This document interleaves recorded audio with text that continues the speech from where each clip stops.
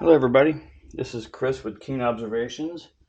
Just wanted to do a little presentation of my new Apple Watch Ultra with a actual screen and a screen protector and a case protector.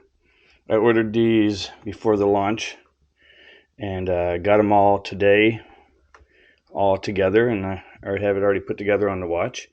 So the screen protector is on. It fits almost absolutely perfect. I mean, you can barely tell a little gap on one side. Took a little bit of finagling to get it on, but it ended up working out really well. But the case protector is what I really like. I'm going to give you guys detailed information where you can get these and how much they cost. I think it was like $10 or something each.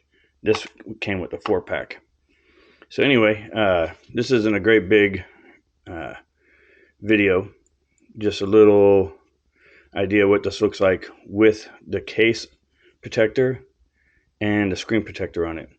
Anyway, hope you guys like it, and I love the way this looks myself. Tell me what you guys think. Enjoy. Have a good one.